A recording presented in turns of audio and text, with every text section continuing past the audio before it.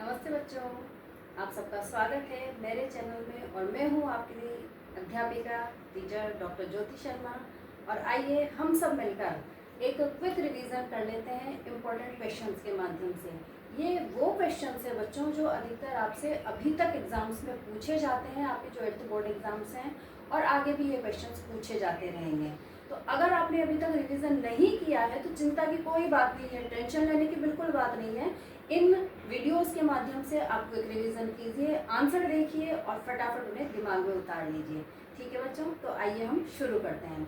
आपका जो पहला पार्ट है वो है फसल उत्पादन एवं प्रबंधन। फसलों के बारे में बच्चों आपका ये वाला पार्ट है। आप सब अधिकतर जो लोग हैं वो खेती से जुड़े हुए हैं। बहुत सारे क्वेश्चंस आप अनुभव के आधार पर भी बोल सकते हैं बच्चों। ठीक है, तो चलिए शुरू करते हैं। फर्स्ट क्वेश्चन है कि निम्न में से के दो दो उदाहरण दीजिए।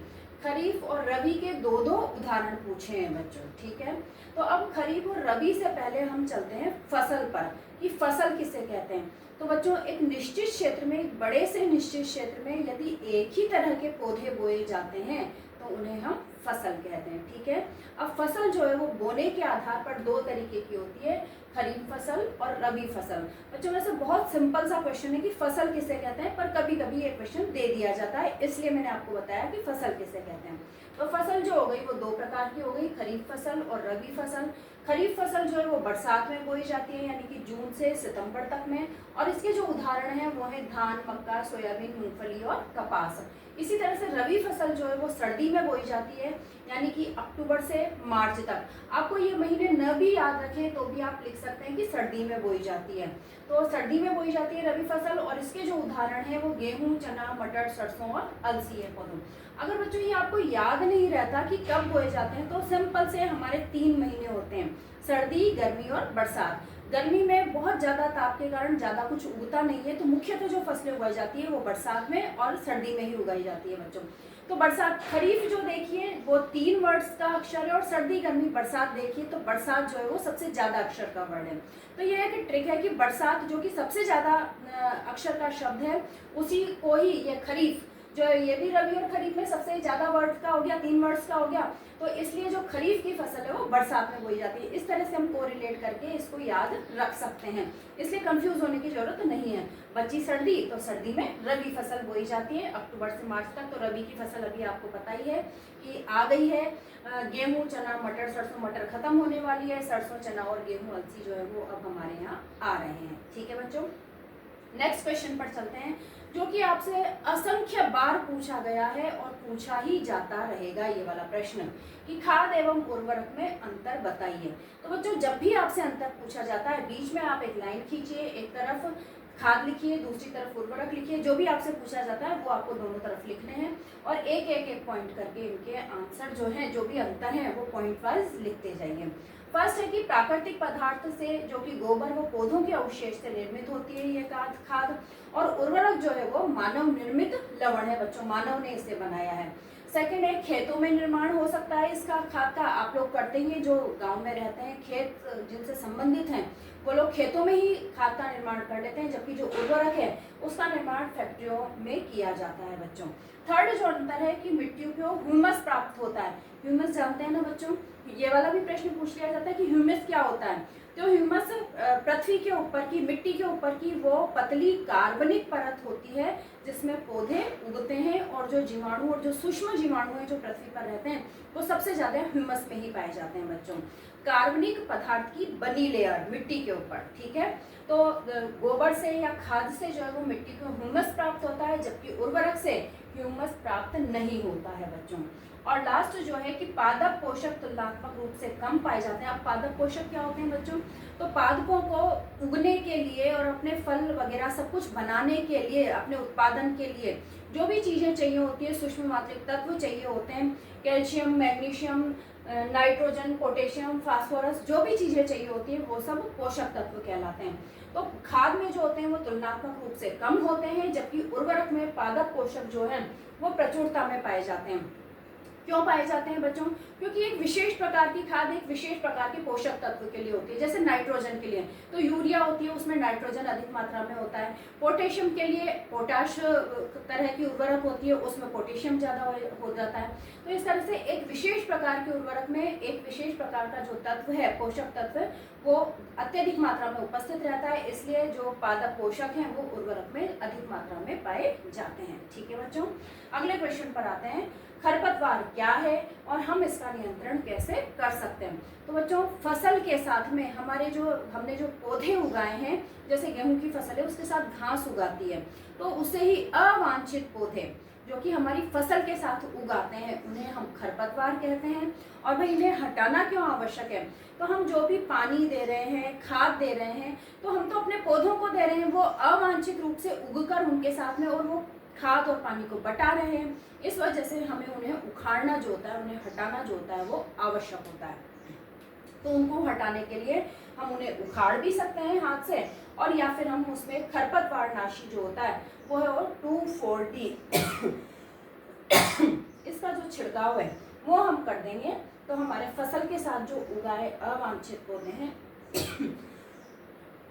वो नष्ट हो जाए। आइए अगले क्वेश्चन पर चलते हैं बच्चों। तो नेक्स्ट क्वेश्चन है, सिंचाई किसे कहते हैं और जल संरक्षित करने वाली 2 विधियों का वर्णन कीजिए। बच्चों, ये बहुत ही इम्पोर्टेंट क्वेश्चन है। 4 नंबर या 5 नंबर के क्वेश्चन के रूप में, निबंधात्मक क्वेश्चन के रूप में ये वाला क्वेश्चन आपसे पूछा जाता है।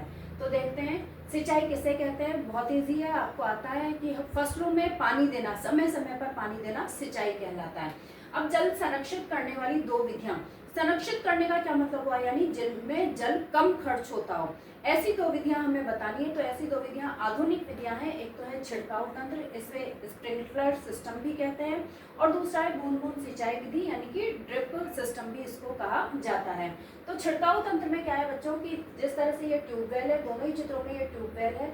ट्यूबवेल में जो है वो पाइपों का एक जो जाल है, ट्यूबवेल से पाइपों का एक जो जाल है वो खेत में बिछाया जाता है, दोनों ही विधियों में। और इसके अंदर तो थोड़ी थोड़ी दूरी पर जो छिड़काव फव्वारा आप देखते हैं, उस तरह के जो स्प्रिंकलर है वो वहां पर लगाए दिए जाते हैं थोड़ी थोड़ी सी दूरी पर।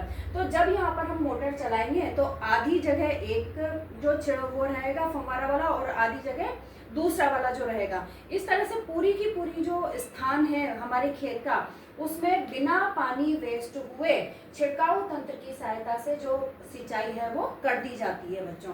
ठीक है, न तो इसमें समय वेस्ट होता, न पानी वेस्ट होता, और किसी भी प्रकार का जो श्रम है वो भी इसमें नहीं लगता। इसी तरह से जो दूसरी विधि है बूंद बूंद सिंचाई विधि, इसके अंदर यहाँ पर ये फव्वारे न लगा करके, फव्वारे के नोजल न लगा करके एक छेद कर दिए जाते हैं थोड़ी थोड़ी दूरी पर, और उन छेदों की सहायता से जैसे ही हम मोटर चलाते हैं ट्यूबवेल की, वैसे ही ये पाइपों से होता हुआ जो पानी है वो बूंद बूंद करके पौधों को मिलने लगता है। तो इस तरह से बच्चों इस वाली विधि में भी बिल्कुल भी पानी वेस्ट नहीं होता। तो दोनों ही विधियां जो है वो आधुनिक विधियां हैं। आपको ये वाला क्वेश्चन आता है तो वर्डिंग्स में भी लिखना है और आपको साथ में चित्र भी बनाना है। ठीक है बच्चों, अगला जो क्वेश्चन आता है वो है निराई किसे कहते हैं। तो खरपतवार को हटाना, फसलों में से खरपतवार को हटाना जो है वो निराई कहलाता है। और ये विधि ये जो निराई है वो कुदाली की सहायता से या उखाड़ कर किया जाता है। अगला क्वेश्चन है थ्रेशिंग क्या है। तो फसल के बीजों को उनके छिलके से या उनके भूसे से अलग करना थ्रेशिंग कहलाता है बच्चों। आप लोगों ने बूटे खाए होंगे, हरे चने जिसे कहते हैं, तो उनपे जो छिलका लगा हुआ होता है, कोई भी बीज जो आता है, कोई भी अनाज जो आता है, उसके ऊपर छिलका लगा हुआ होता है बच्चों। तो उस छिलके को जो हटाना है वही जो है थ्रेशिंग कहलाता है। और ये जो थ्रेशिंग का कार्य है, ये कार्य कॉम्बाइन मशीन के द्वारा किया जाता है। अब बच्चों जो छोटे खेत वाले लोग रहते हैं, जिनके पास में बहुत कम खेत होता है, बहुत कम मिट्टी होती है जिन लोगों के पास में, तो उनका जो अनाज है वो भी ज़्यादा नहीं होता, कम ही होता है। तो वो लोग जो है वो कॉम्बाइन मशीन के द्वारा नहीं करते हैं, क्योंकि कॉम्बाइन मशीन बड़े स्तर पर कार्य करती है।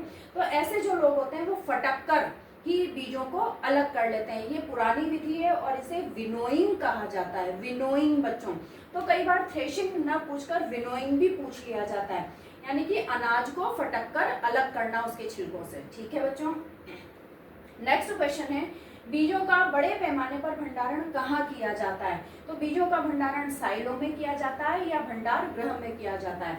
साइलो क्या होते हैं बच्चों? जिस तरह से हमारे घर में गेहूं रखने के लिए, साल भर हम गेहूं रखते हैं, तो घर में गेहूं रखने के लिए ड्रम होते हैं, लोहे के ड्रम, तो वो ज़्यादा बड़े नहीं होते, इतने ही होते हैं। लेकिन जो साइलो होते हैं वो हमारे ड्रम जैसे, उसमें 100,000 ड्रम आ जाएं, इतने बड़ा जो ड्रम, बड़ा वाला जो ड्रम होता है उसे साइलो कहते हैं। उसके अंदर 100, 200, 300 बोरियां जो है वो आसानी से, आराम से मा सकती हैं बच्चों।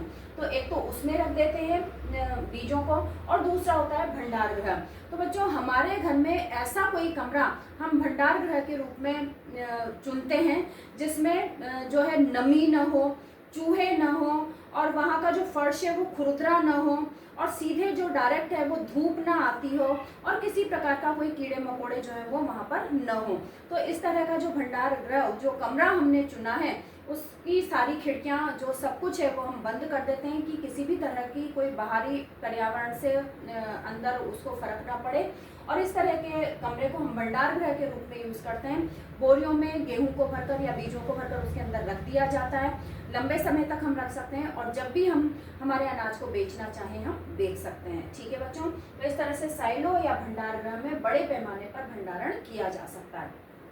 अगला जो क्वेश्चन आ जाता है कि सिंचाई की पारंपरिक व आधुनिक विधियों में अंतर बताइए। तो बच्चों अभी हमने आधुनिक विधि पढ़ी थी। अब पारंपरिक विधि क्या थी बच्चों? कि पहले के समय में कुओं से, झीलों से और नदियों के जल को मनुष्यों के द्वारा या जानवरों के द्वारा, भैंसों, ये ऊंट के द्वारा, गधे के द्वारा, बैलों के द्वारा, तो मनुष्य के द्वारा या जानवरों के द्वारा जो है वो पानी को नदियों से, झीलों से लाया जाता था खेतों तक। काफ़ी सारा पानी जो है रास्ते में बिखर भी जाता था, तो पानी का अपव्यय होता था, और समय और श्रम की बहुत ज़्यादा खपत होती थी बच्चों। तो इस तरह से ये पारंपरिक विधि थी। और यहाँ पर जो साधन थे जिससे सिंचाई की जाती थी, वो साधन थे जिनके द्वारा खेतों में पानी डाला जाता था। मोट, चेन पंप, ढेकली, रहट, और जल, इसमें जो है वो जल का मितव्यय होता था। ठीक है, इसी तरह से आधुनिक जो विधि, बच्चों ये मैंने गलत लिखने में आ गया है, जल का मितव्यय तो आधुनिक विधियों में होता है। ठीक है, इसमें तो जल का अपव्यय होता था पारंपरिक विधियों में तो। और जो आधुनिक विधियां हैं उनमें समय व श्रम की बचत होती है, ट्यूबवेल की सहायता से पानी डाला जाता है, और छिड़काव तंत्र व बूंद बूंद सिंचाई विधि तंत्र के द्वारा इसमें प्रयोग किया जाता है। ये हमने अभी ऊपर देखी थी। तो इस तरह से अगर हम आधुनिक रूप से सिंचाई करते हैं तो न तो पानी वेस्टेज जाता, कम पानी में ही हम ज़्यादा से ज़्यादा फसलों को जो सिंचाई है वो कर सकते हैं। ठीक है बच्चों, तो इस तरह से यहाँ पर मैंने कुछ छोटे और कुछ बड़े निबंधात्मक प्रश्न भी जो पूछे जाते हैं वो आपको बताए हैं। इस तरह से ये हमारा जो पहला पार्ट है उसका क्विक रिवीजन है वो पूरा होता है। आइए अब हम आपसे दूसरे वीडियो में मिलेंगे दूसरे पार्ट को लेकर। अगर लेसन आपको समझ में आया है तो सब्सक्राइब कीजिए, शेयर कीजिए और लाइक कीजिए। थैंक यू बच्चों।